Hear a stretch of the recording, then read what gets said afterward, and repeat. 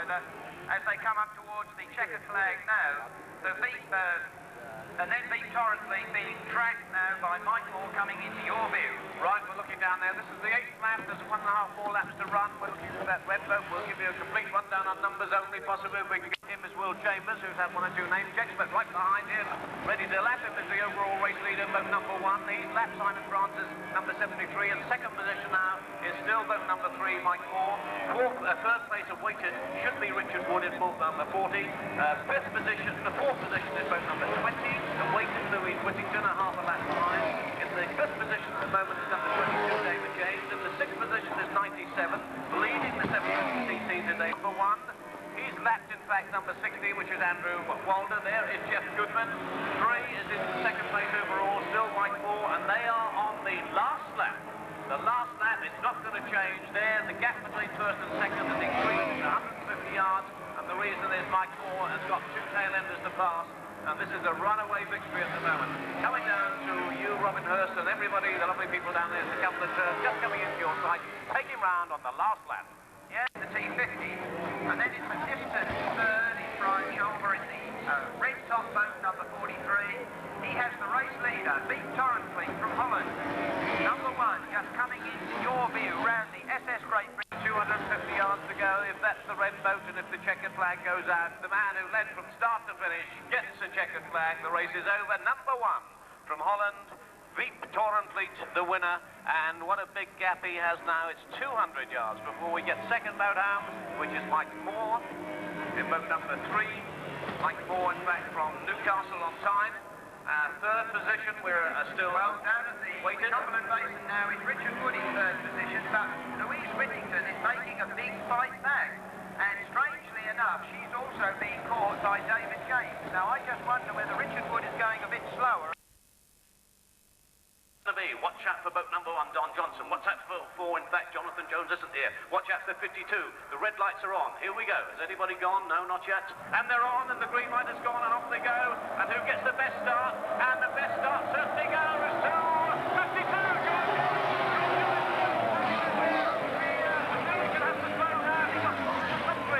Osprey coming down very fast. We've got an Osprey race. The red lights are on. We're ready to go. Is it going to be John Hill? Watch out if it is. For 52 is the name to watch for. And 52 it is. Straight into there. Tony Williams. Tony Williams and Hill. It's 52. Now Roos. Who is this man? I'll take it. Who is this man in the lead by 200 yards on the first lap? He's airborne at times. The Graveloo. Alfred Graveloo. Hill is the name. In second place is still number 12, James Mellon. In third place is Williams. And a first-class piece of rescue because 25, Jonathan James was stuck on the turn boy, and the boats have gone, rescue boats have gone in a problem clear. It's been a nasty situation. It's Hill in the lead. There's no change. The battle the second. This is going through to be third.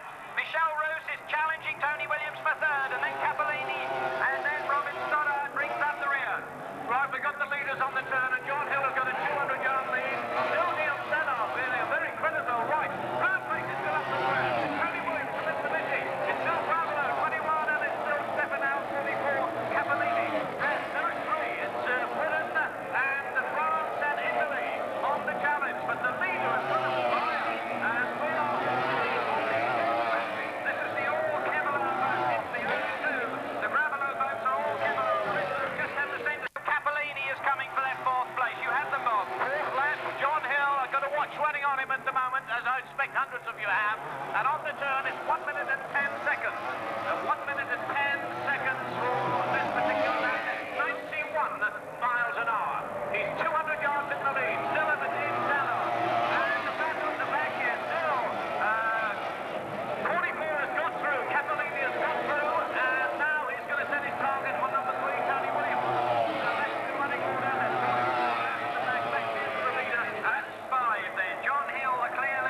Well, I wonder if Billy Seabeld was here. I think even he wouldn't be in the lead today, the way Hill is driving. Hill has this 200-yard lead, but still, credit where it's due for fine performance. And in fact, Dean Stella not allowing Hill to get too far away. This is a good race, but the third position is still being hotly contested. It's still just being held by Tony Williams on the turn. Does he make it or not? He tries it. He jacks it down well, but it didn't pay off. Right behind him is still...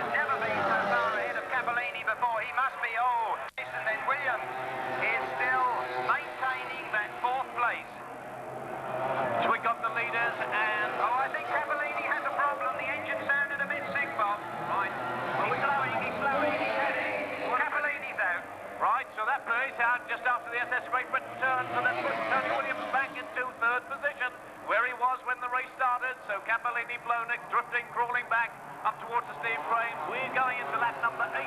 So there's the rechange. Now 21. What can you do out of 57? You've got 2 laps to run. That's 4. 1 lap to run after this one. I don't think there's going to be any changes, as you rightly said, Robin. They can take it easy. Well, John Hill is down at the Cumberland Basin now. He looks across at his young teammates, the British drivers.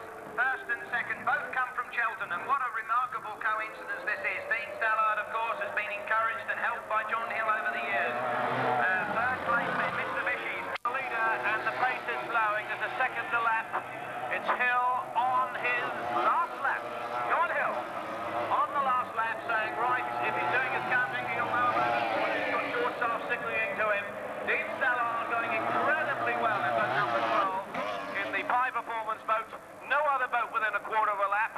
Over to you for the first 2 boats on their last lap. John Hill comes down towards me, a real past master of powerboat racing. He knows the answer is to get out in front, have clear water, can see where you're going, no trouble. And Hill really is the man of the moment. The all Kevlar, Gravelo transport on that boat of John Hill with. And Hill, of course, is the man who has raced all these years on his own effort, never really had a major sponsor, and what an ambassador he is for the sport of powerboat racing all through Europe and all around the world. Hill then comes round to take the checkered flag off. 300 yards to go. And it's won with this boat, number 52. Although it says France on the side, it's a French boat, but John Hill wins, and everybody stands to acknowledge. What an incredible win. Dean Stallard, let's give him a big welcome. Doesn't live so far away as Robin told you. Dean Stallard, a very creditable second place. No other boat in sight. Only now does third position Tony Williams. It's going to be 21, which it is. Yes, Right, give John Hill a big wave down at this end, ladies and gentlemen. He's just winding down on that last lap. He's the only one coming round again, so give him a big wave down at this end. Our own local driver, as Bob says, it's got France on the side. He is, in fact, British master. He comes from Cheltenham, a master signwriter by trade, 56 years old. Tremendous drive. Tony Williams is following him round, and also Michel Roos. Well, John Hills has been racing in every race of the mid-1970s.